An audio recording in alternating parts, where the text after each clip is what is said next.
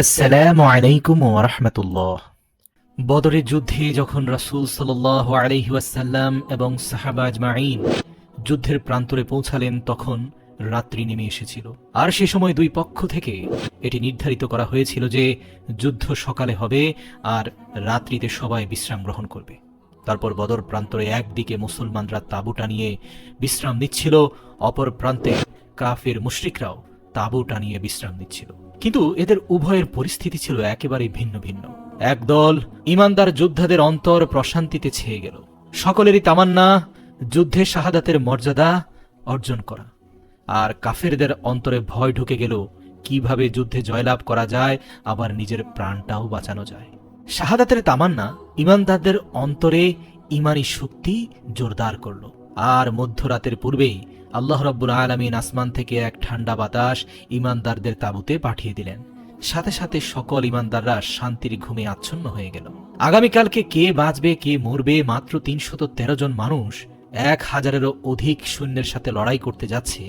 কিন্তু তাদের অন্তরে কোনো ডর ভয় আল্লাহ পাক রাখেননি, তা তুলে নিয়েছেন এবং প্রশান্তির ঘুম দিয়েছেন। কিন্তু কাফেরদের অন্তরে পুরো রাত্রে একটু একটু করে ভয় এবং আতঙ্ক দানা বাঁধতে শুরু করলো। আর সেই কারণে সারা রাতে তারা এক বিন্দু ঘুমোতে পারেনি। সকালে উঠে তারা ছিল খুবই ক্লান্ত শ্রান্ত। সারাদিন ঘুম মারার কারণে তাদের মানসিক পরিস্থিতিও ছিল ভঙ্গুর। এদিকে আল্লাহ রাসূল সাল্লাল্লাহু আলাইহি সাল্লাম সুবহে সাদিকের সময় ৩১৩ জন সৈনিককে আওয়াজ করে বললেন, হে আমার সাহাবীরা, আজ যদি বলি আল্লাহর তরফ থেকে তোমাদের জন্য ৫,০০০ ফেরেশতা যুদ্ধে শামিল হচ্ছে, তাহলে কেমন হবে? শুধুমাত্র এটুকু শুনে সাহাবীগণ খুশিতে আনন্দে মাতোয়ারা হয়ে চিৎকার চেঁচামেচি করতে থাকলো আর আল্লাহর শুকরিয়া স্বরূপ আলহামদুলিল্লাহ বলল। যুদ্ধের ময়দানে তারা উল্লাসিত ধ্বনি তুলল। সামনের সারির সাহাবীরা বলতে থাকলো, ইয়া রাসূলুল্লাহ, যদি এমনটাই হয় তাহলে আমরা খুব সহজেই কাফেরদের বিরুদ্ধে জয়ী হতে পারবো ইনশাআল্লাহ। কারণ আল্লাহর সাহায্যপ্রাপ্ত ব্যক্তিরা কখনো পরাজিত হতে পারে না। ইতিহাস থেকে জানা যায় আল্লাহ রাসূল সাল্লাল্লাহু আলাইহি সাল্লাম ৫,০০০ ফেরেশতার আগমন নিয়ে আল্লাহর তরফ থেকে কোনো নিশ্চয়তা পাননি। তিনি শুধু এমনটা মনোবাসনা পোষণ করেছেন আর সাথে সাথে আল্লাহ তাআলা তা কবুল করে নিলেন। সুবহানাল্লাহ। আর যার কারণে জিবরাইলের নেতৃত্বে হাজার হাজার ফেরেশতা আসমান থেকে নেমে আসে কাফেরদের বিরুদ্ধে মুসলমানদের সঙ্গী হতে। সুবহানাল্লাহ। আল্লাহ তাআলার গায়েবী শক্তিতে মুসলমানরা খুব সহজেই জিতে যায়। কাফেরদের যোদ্ধারা ছিল খুবই শ্রান্ত ক্লান্ত, কারণ দীর্ঘত কয়েক সপ্তাহের দুশ্চিন্তা, আগের দিন রাতের নির্ঘুমতা তাদের শরীরকে জীর্ণশীর্ণ করে ফেলেছিল। যুদ্ধে তারা মোটেই কোনো প্রতিরোধ গড়ে তুলতে পারেনি। এই যুদ্ধে অসংখ্য কাফের নিহত হয়েছিল এবং এদের বড় একটা সংখ্যাকে মুসলমানরা বন্দী বানিয়ে ফেলেছিল। সাহাবারা রাসূল সাল্লাল্লাহু আলাইহি সাল্লামকে বলতে শুরু করলো, ইয়া রাসূলুল্লাহ, এদেরকে হত্যা করে দিন। আবার কেউ কেউ বলল, এদেরকে গোলাম বানিয়ে নেওয়া হোক। কিন্তু আমাদের প্রিয় নবী মুস্তাফা সাল্লাল্লাহু আলাইহি সাল্লাম তিনি এমন সিদ্ধান্ত নিলেন যে সেই কয়েদীদের কাছ থেকে কিছু মূল্যবান তথ্য গ্রহণ করে তাদেরকে একেবারেই মুক্ত করে দিলেন। সুবহানাল্লাহ, কি সুন্দর সিদ্ধান্ত, কত উদারতা!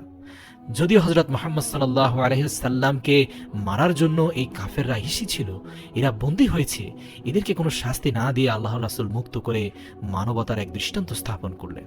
অতঃপর আল্লাহর রাসূল সালাতে দাঁড়িয়ে গেলেন এবং সালাত শেষে মুস্কি হাসতে থাকলেন। সাহাবারা জিজ্ঞেস করলো, ইয়া রাসূলুল্লাহ, আপনি হাসছেন কেন? আল্লাহর রাসূল বললেন, যখন যুদ্ধের পর সমস্ত ফেরেশতাদেরকে জিবরাইল সঙ্গে নিয়ে চলে গেল, তখন আল্লাহ তাআলা জিবরাইলকে যেতে বাধা দিল আর বলল যে, তুমি যে কাজ করতে গিয়েছিলে সেই কাজটি সম্পন্ন না করে কি করে ফিরে আসলে? এটি শুনে জিবরাইল আমিন বলল, ইয়া আল্লাহ, আমি তো মুহাম্মদ সাল্লাল্লাহু আলাইহি সাল্লামকে সাহায্য করার জন্য গিয়েছিলাম আর সেটা সম্পন্ন করে এসেছি।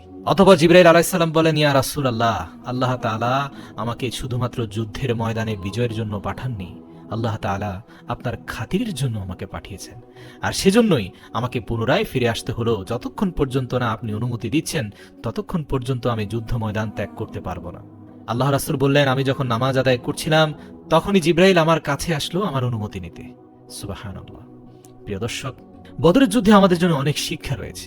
মুসলমানরা ছিল ৩১৩ জন আর ৭০টি উট, ৩টি ঘোড়া ছিল মাত্র, আর 4টি তলোয়ার ছিল এবং 6টি যুদ্ধের পোশাক ছিল। কিন্তু অপরদিকে কাফেরদের কাছে ছিল অসংখ্য যুদ্ধাস্ত্র, শক্তিশালী ১,০০০ জনের উপরে যোদ্ধা, ৭০০টি উট, ১০০টি ঘোড়া এবং ৯৫০টি তলোয়ার এবং 950টি যুদ্ধের পোশাক। এছাড়াও কাফেরদের কাছে খাবার দাবারে তারা পরিপূর্ণ ছিল। তারা প্রত্যেক দিন ওই 60টি করে উট জবাই করে খেত। কাফেরদের কাছে আয়েশ করার জন্য জিনিসপত্র খুবই বেশি পরিমাণে ছিল।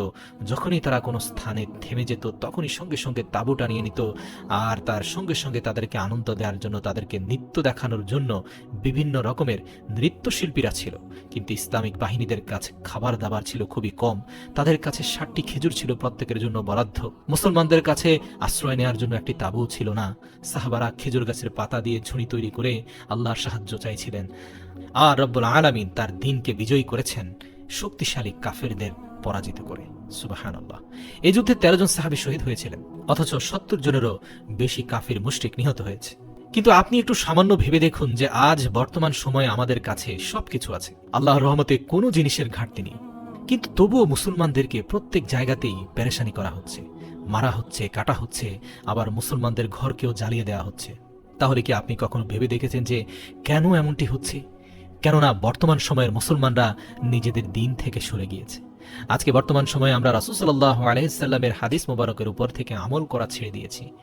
আর সেই মানুষগুলো ছিল যাদের প্রাণ চলে যেত, কিন্তু তারা তাদের ঈমানকে বিক্রি করতো না। আর বর্তমান সময়ে আমাদের দৈনন্দিন যে 5 ওয়াক্ত নামাজ, সেটিও আমরা ঠিকভাবে আদায় করি না। নামাজ একটি এমন জিনিস, এটি খারাপ কাজ থেকে মানুষকে বাঁচিয়ে রাখে। দ্বিতীয় কারণটি হচ্ছে আমরা ইসলামিক শরীয়তের উপরে প্রতিষ্ঠিত নেই। ঘরের মধ্যে থাকা টিভি সিরিয়ালে অসংখ্য অশ্লীল দৃশ্য এবং বিভিন্ন ধরনের মুশরিকি কল্প কাহিনী চলতে থাকে, যা আমাদের মুসলিম মা বোনেরা গুরুত্বের সাথে দেখে থাকে। আর এই সমস্ত অপসংস্কৃতি আমাদের ঈমানকে দুর্বল করে দিচ্ছে, নামাজের মনোযোগ করে নিচ্ছে, কারো কারো ক্ষেত্রে তো নামাজের ব্যাপারে উদাসীন করে দিচ্ছে। আমরা একে অপরের সাথে মহব্বতের সাথে সাক্ষাৎ করার বদলে এক মুসলমান আরেক মুসলমানকে ছোট খাটো মতানৈক্য নিয়ে কাফের ফতোয়া দিচ্ছি। একজন আরেকজনকে সালাম করা ছেড়ে দিয়েছি, একজন আরেকজনের পেছনে নামাজ পড়া ছেড়ে দিয়েছি। আর এই জন্যই মুসলমানরা দাঁড়ে দাঁড়ে হেনস্থার শিকার হচ্ছে। হে আল্লাহ, আপনি মুসলমানদের সেই সোনালী অতীত ফিরিয়ে দিন। ঈমানী শক্তিতে বলিয়ান হয়ে প্রত্যেকটি মুসলমানকে এক কাতারে নিয়ে আসুন। সকল মতানৈক্য, দ্বন্দ্ব, ভেদাভেদ ভুলে একটি পরিচয় হওয়া উচিত, আমি মুসলমান, আমার কালেমা লা ইলাহা ইল্লাল্লাহু মুহাম্মাদুর রাসূলুল্লাহ। যেই কালেমার শক্তিতে বিজয় হয়েছিল 313 জন সাহাবী 1000-এরও অধিক শক্তিশালী কাফেরের বিরুদ্ধে।